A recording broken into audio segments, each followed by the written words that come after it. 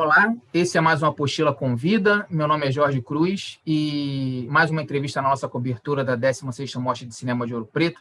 Hoje a gente recebe o Rafael Conde, que apresenta um dos curtas-metragens da Mostra Contemporânea, chamado Suposto Filme, né? O Rafael, além de cineasta, também é professor, é doutor em artes cênicas. A gente vai conversar sobre essa experiência dele também acadêmica, tem uma produção acadêmica muito intensa, e ele apresenta esse curta-metragem, né, num recorte curatorial da Camila Vieira, chamado Imagens Guardadas e Memórias Revisitadas, que, inclusive, né, a gente está colocando a entrevista no ar no sábado, dia 26. Se você está assistindo a tempo, no domingo, às 18 horas, vai ter um debate, né, com o Rafael e o Petros Cariri, o Lohan Dias, a Sofia Badim, né, um grupo de realizadores assim, dos melhores que a gente tem no cinema brasileiro contemporâneo, com a mediação da própria Camila Vieira. Se você está assistindo depois, a Universo Produção deixa também o debate no canal do YouTube ali disponível por mais um tempo para você assistir. Queria agradecer a presença do professor, do diretor Rafael, com a gente. Queria perguntar, né, primeiro aquela pergunta mais direta, mais básica sobre o suposto filme, né, como que você idealizou esse projeto, né, as imagens que você já tinha reunida, como que você forjou essa construção lá no início, até ela se consolidar como um filme em si. Muito obrigado pela presença. Obrigado a vocês, Jorge. Eu acho o seguinte, Jorge, eu acho que é um tipo de filme, e eu vejo também pela programação da mostra, que não tem como, nesse momento, né, a gente separar essa produção, e particularmente esse filme, da questão do isolamento social, né? Quer dizer, eu acho que é uma coisa que aconteceu com todo mundo, a gente, vamos dizer assim, preso, isolado em casa, e a gente, naturalmente, começa a rever arquivos, né? Começa a rever as nossas imagens. No meu caso, eu sempre fiz alguns registros e também tenho o material bruto, né, de filmes que eu fiz, e você começa a revisitar todo esse material, né? E diante disso, eu percebi essa coisa o que me chamou a atenção é essa questão desse volume, né, que foi se criando de imagens, e muitas dessas imagens eu nunca tinha revisto, ou mesmo visto, né? Então, o filme parte, né, dessa questão, quer dizer, é um filme feito, né, por mim, né, dentro de casa, eu gravo áudio, eu faço edição, teve apenas mais 2 pessoas, né, um finalizador de imagem e o Pedro Durães, que fez a mixagem e fez a trilha também. Então, eu achei interessante, para mim mesmo foi muito novo, assim, né? Falar na primeira pessoa, criar esse texto e tentar juntar essas imagens para dar algum sentido, né, para essas imagens que estavam justamente guardadas, né, e revisitando mesmo, né, essas imagens e trazendo para a memória, né, antes que elas desapareçam, né, porque Sim. também o filme fala um pouquinho do desaparecimento dessas imagens, que é um pouco inevitável também. Mas é isso. O filme o filme ele tem, né, o suposto filme, ele tem uma confluência de temáticas da própria Cineop, que ele traz essa questão da preservação, como o senhor falou, e também do próprio criador das imagens ser a própria preservação, né? A gente tem acervos particulares espalhados pelo Brasil que a gente tem até dificuldade de monitorar. Inclusive, tem o do Djalma Correia, está fazendo parte da Mostra de Cinema de Ouro Preto. Tem os acervos de institutos, né? A gente entrevistou o diretor do Índio Cor-de-Rosa, que ele falou sobre o acervo da Fundação Oswaldo Cruz. Quer dizer, a gente não tem nem noção do que a gente tem de imagens espalhadas pelo Brasil, né? Então, como que é fazer essa própria preservação? E também tem um aspecto do filme de ser a própria curadoria, né? Uma autocuradoria de imagens, né? E tem uma questão muito interessante que o senhor traz no filme, que você, quando retorna essas imagens, tem muita coisa ali que as suas intenções por trás de certas criações não permaneceram, né? A imagem permaneceu, mas tem uma lembrança por trás daquelas escolhas como realizador que não ficam mais tão claros com o passar do tempo, né? Como que é esse reencontro com você mesmo do passado, como se fosse um quebra-cabeça, um mosaico também de memórias sobre a própria vida e esse trabalho de autocuradoria para chegar nas imagens selecionadas também. Pois é, você falou uma coisa interessante, né? Quer dizer, sobre essa curadoria do festival. Eu acho que tem muito essa questão do ensaio, né? Eu acho que a gente nota duas questões básicas. Né, partindo dessa base, né, de preservação de arquivos, né, e de imagens guardadas, que são essa observação sobre essas imagens mais objetivas, né, num recorte mais documentário, e essa questão mesmo subjetiva, né? Eu vejo grande parte dos filmes, principalmente na mostra contemporânea, essa questão do ensaio, né? Quer dizer, é uma coisa são filmes que não se colocam, né, definidamente em nenhum espaço, não são documentários, não são ficções né, tem muito essa questão da afetividade em torno das imagens e eu acho que esse universo é muito presente na contemporaneidade. Principalmente quando a gente pega essas imagens antigas, elas estão em algum suporte mais mais fixos, né? Quer dizer, e quando a gente passa, né, com a película, o filme, a fotografia no papel, né?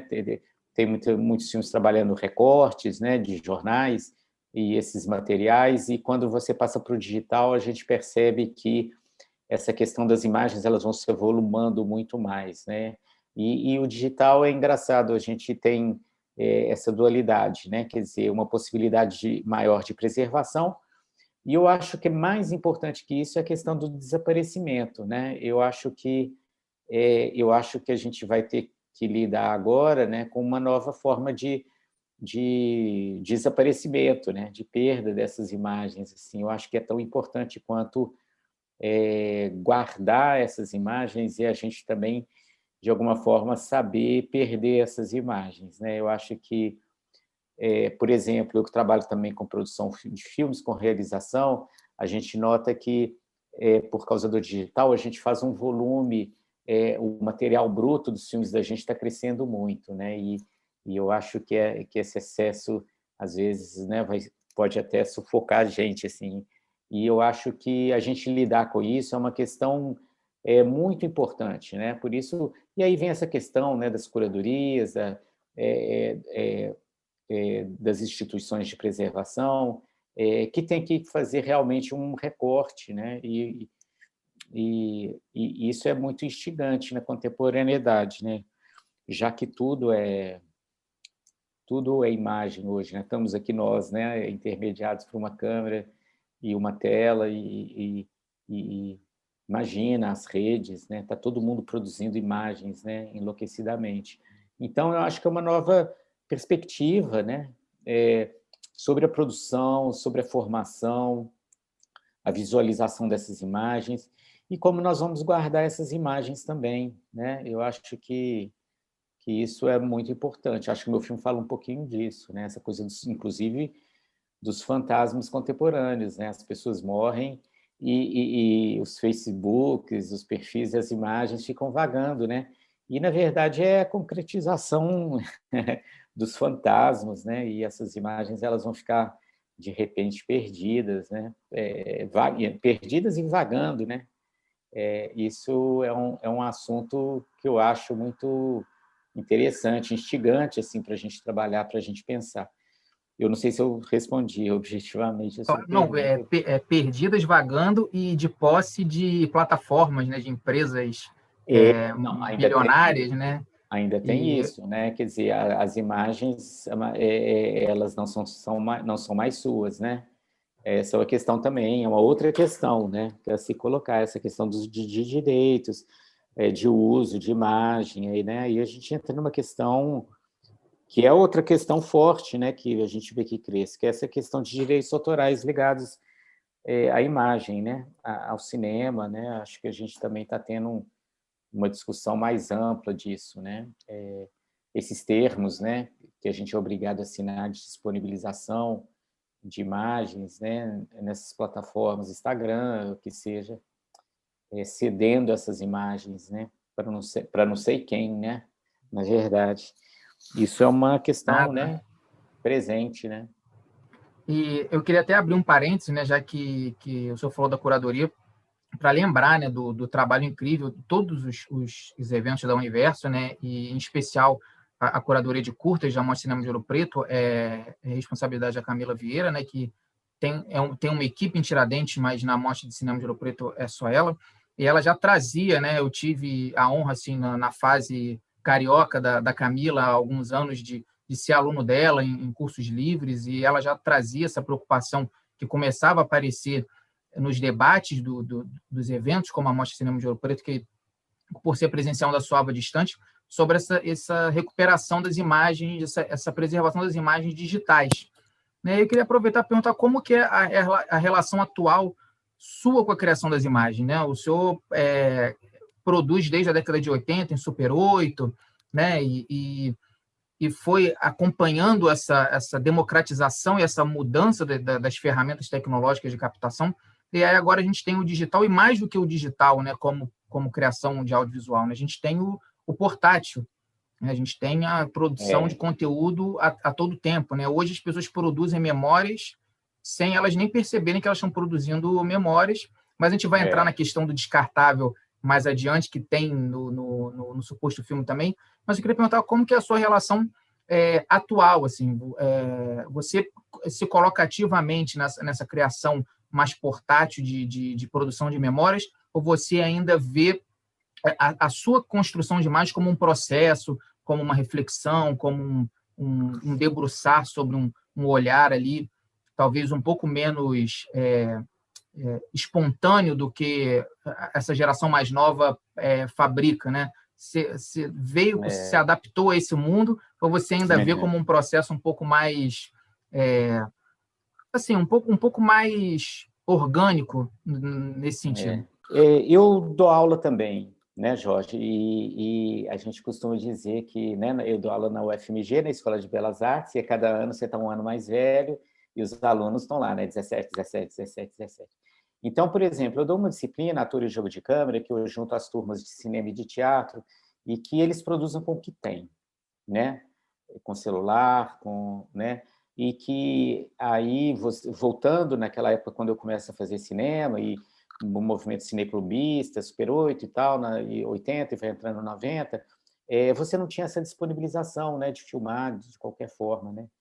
E hoje a primeira coisa, eu falo com os alunos isso: olha, gente, é o seguinte, a gente vai filmar aqui, mas o mais importante aqui do curso é uma formação do olhar, né? Quer dizer, a gente tem câmera, a gente filma, todo mundo filma, mas a gente não vai fazer aqui filme de churrasco de família de final de semana, né? Eu acho que quando vocês pegarem na câmera, que seja o celular de vocês, a gente tem essa responsabilidade do enquadrar, a gente já está...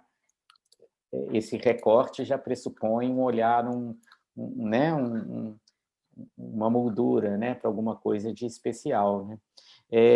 Eu acho que isso é muito importante, né? Eu acho que, por exemplo, nessa parte educativa, você falou dela, da curadora, e a gente que tem essa experiência didática, eu acho que a gente tem sempre que reforçar isso, né? Quer dizer, essa responsabilidade sobre essas imagens e sobre esse cuidado.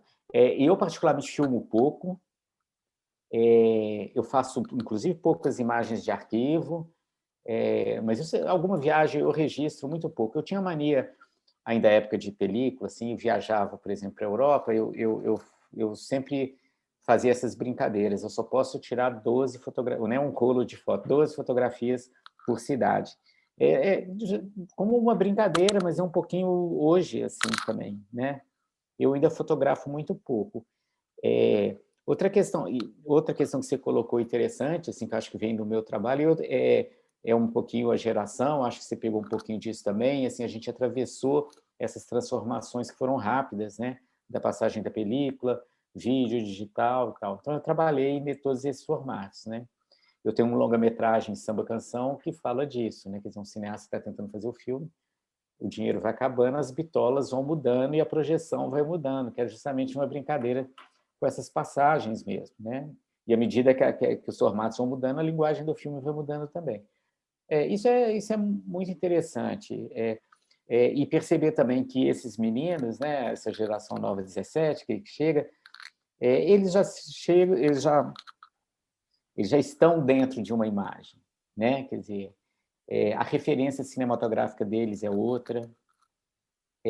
Claro, né, tem alguns né, que veem cinema e que frequentam sala de cinema mas nessa geração 17, 18, eles têm muito essa formação de internet, de filmes curtos, e eles têm acesso a tudo. Você veja outra coisa interessante, né, quando eu tinha 17, 18 anos, quer dizer, mal tinha vídeo, né?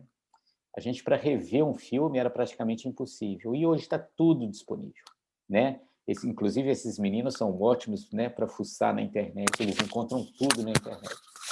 Então, hoje você pode rever tudo, né? Inclusive, essa possibilidade, criada por esses arquivos digitais, essa disponibilização, que é o tema também aqui da mostra, permite isso, né? Quer dizer, um novo estudo, né? Uma nova forma de estudar o cinema, porque muitos escritos de cinema, isso também tem alguns estudos que falam, foram feitos em cima da lembrança do que foi visto, né? As pessoas não viam, as pessoas, para ver os filmes, tinham que voltar na Cinemateca, colocar o filme na moviola, né? Então isso também transforma, né, essa forma de pensar e de ver os filmes, né? E eu acho que essa questão, né, resumindo, é a questão mesmo do digital, que é essa acessibilidade do ver e do fazer, né? E essa questão das curadorias, né, que surge forte, né, quer dizer, em função desse material bruto, né, que a gente tem de audiovisual, de informação, e essas questões vão se formando, né? Eu acho que essa nova geração, num curso de cinema, né, num curso de artes como um todo, é justamente aprender a lidar com esse material bruto, né? Quer dizer, tem aquela metáfora da escultura, né? Quer dizer, quando você pega a pedra bruta ali, a escultura já está lá dentro, né? Quer dizer, você vai só cavando ali até chegar nela. E eu acho que as imagens hoje, o audiovisual hoje é essa imagem, desse grande material bruto e essa prospecção, né, esse esculpir essas imagens que a gente tem, você, né, gente que trabalha, que pensa cinema, é isso que a gente tem que estar tratando, né? E você acaba entrando numa outra questão, né, que eu ia trazer justamente com um questionamento que tem no suposto filme, que é para que fazer se não temos tempo de rever? Né, que a gente já entra na forma de consumir, né, a fruição dessas imagens. E também tem esse recorte geracional. Né? A gente tem um esgotamento dessas imagens porque elas vão se tornando descartáveis. Né? A gente tem redes sociais que apagam aquela imagem que você construiu em 24 horas. Você tem esses feeds que nem você encontra o seu próprio conteúdo produzido. E, ao mesmo tempo, a gente tem, quando as pessoas se deslocam para algum espaço, mesmo que seja um espaço virtual, né, uma plataforma de streaming ou uma sessão de um festival para poder consumir uma obra pensada como um filme, né, como cinema, no conceito antigo que a gente tinha, as pessoas estão dividindo a atenção com outras imagens. Né? É muito comum a gente ouvir relatos de pessoas que estão assistindo um filme e fazendo outra coisa, cada vez mais, né? Essa geração, sem julgamento de valores, né? Pode ser uma potencialidade que talvez eu não consiga alcançar de assistir um filme e estar respondendo alguma coisa, mas eu não estou nessa geração para saber. E aí, como que o senhor você pensa nessa essa diferença, essa fruição das imagens e essa diferença também do online para o presencial? Né? A gente espera que tenha a oportunidade de assistir o filme no futuro numa sessão presencial, em outros festivais, né? Eu sempre lembro que... Ver na tela grande. E quando tudo isso passar, a gente com certeza... Né, fica até uma proposta para a gente ter a Mostra Tiradentes, a Mostra Cinema de Ouro Preto, e revisitando os eventos online, né, trazendo a programação de volta presencialmente, porque é outra experiência. Né? Então, e o filme, em compensação, já foi feito nesse contexto. Né? Ele já foi feito num isolamento, pensado provavelmente para ser exibido online num primeiro momento. Então, isso trouxe algum impacto na forma de montar, na forma de construir essas imagens, já pensando essa formatação online e também essa divisão de atenção dessa fruição das imagens que existe hoje, que eu acho que se tornou algo inerente, acho que é algo que a gente não vai conseguir ir contra, né? Algo que veio para ficar, né? Felizmente ou infelizmente, a gente vai ter que discutir depois os benefícios e malefícios disso, mas se isso já foi pensado na hora de montar o filme também, né? Essa maneira de consumir. Eu, particularmente, montei pensando na sala. E um dia eu vou estar numa sala.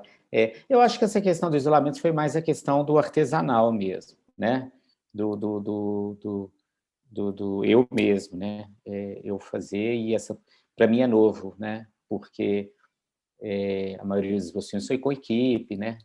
E esse filme eu fiz sozinho, né? Eu acho que foi mais aí. Não que eu pensasse, porque o tempo todo que eu estava vendo, finalizando, eu vi, nossa, mas na sala de cinema vai ser outra coisa, né? Então, ele não tem mesmo. E eu acho que hoje é difícil, né? A gente separar, né? É engraçado, a gente, na verdade, eu diria que a gente tem que aceitar, né? Isso que você falou, né? Inclusive, eu estou dando aula remota, né? E quando voltar, como é que vai ser, né? Eu acho que a gente vai... A vida da gente vai ser muito mais, né, dessa forma, né, remota, mesmo quando voltar. Porque tem uma série de praticidades também, né? Quer dizer, você veja, a gente tem essa questão dessa limitação, né, que você falou do presencial da sala, mas, ao mesmo tempo, o festival está sendo visto no mundo todo, né, vamos dizer assim, né? Por exemplo, né, a gente pode indagar, né, será que essas mostras vão voltar, vão ter presencial, lá por exemplo, né, no caso aqui lá em Ouro Preto, na sala, no cinema, na praça, mas, ao mesmo tempo, pode estar online, né? Os filmes disponibilizados e vão continuar sendo acessados. Isso eu acho que é uma experiência, né? Quer dizer, são quase um ano e tanto, né? E eu acho que vai ser uma experiência que só acelerou, né? Eu acho que esse processo que talvez seja irreversível. E essa coisa do cinema também, né? Que eu digo muito em relação ao teatro, né? Tem uma frase, eu esqueci de quem, mas que fala um pouquinho do teatro, assim, que o teatro está sempre pensando a sua história, né? E o cinema está sempre pensando o seu fim. E é uma verdade, porque como o cinema se define por essa intermediação técnica, né? Tela e câmera, e a tecnologia muda, né? Então, como é que a gente vai definir hoje cinema, né? Inclusive, né? Dando aula de cinema, né? Como é que e esses alunos que já nascem com todos esses dispositivos, né? Game, né? Videogame, essa questão de interatividade, tem a base no cinema, claro, mas a coisa se transforma, né? Às vezes eu achei no momento que o cinema ia acabar com muito mais rapidez, mas eu acho que não, né? Ele só se transforma, né? O teatro continua lá, né? Ao vivo, presencial, e o teatro é bem mais antigo, né? Mais de 2000 anos e tal, e o cinema, né? Pouco mais de 100, né? E o cinema já está pensando no seu fim. Eu acho isso muito interessante, mas eu não sei, eu não tenho né? A gente fica, são mais conjecturas, né? Eu acho que mais tentar a gente, né, enquanto realizador, tentar se inserir, né? Quer dizer, tentar pensar nisso, assim, quer dizer, não são mais só esses encontros ao vivo, não são mais os festivais de cinema, não são mais as salas de cinema, mas os nossos filmes estão sendo muito mais acessados, né? Então, tem, né, os prós e contras. E já para ir encaminhando também para o final, eu ia fazer uma pergunta para você refletir um pouco sobre o atual momento da produção audiovisual brasileira, né? Isso aí, independente da relação, né, com incentivo, editais e desmonte da Ancine, é mais em relação ao conteúdo, né? Você tem experiência de vários tipos de linguagem, né? Inclusive produção de documentários e filmes para televisão, né? Quer dizer, é outro tipo de abordagem, né? Uma montagem talvez mais jornalística, e a gente tem essas eras do cinema brasileiro que esse sim morre e renasce, né? Com o passar do tempo, e só que no momento a gente tem ali uma apropriação, né, uma reapropriação de discursos, né, que está pluralizando, né, as falas, as representações do cinema brasileiro, que nunca antes vista, né, eu acho que está tentando passar um pouco imune a esse desmonte do cinema, do audiovisual enquanto indústria. Como está inserido em um evento que traz tantos exemplos também dessa produção audiovisual, e como você vê aí também um pouco enquanto professor da área, esse surgimento de representações, de novos discursos que parece que estão surgindo, pipocando numa multiplicidade nunca antes vista, né? Nem mesmo um festival, você vê que a Mostra Tiradentes e a Mostra Cinema de Ouro Preto trabalha com mais de 100 obras na seleção, e parece que não dá conta de tanto, né? Se você conversa com os curadores, eles falam, olha, sei lá, tem 100 e pouco, mas poderia ter 200, 300, que não seria nenhum exagero, porque sempre tem uma história nova para ser contada, né? Como que você vê esse momento atual, assim, um lado um pouco mais otimista no meio desse turbilhão de problemas que a gente está passando também?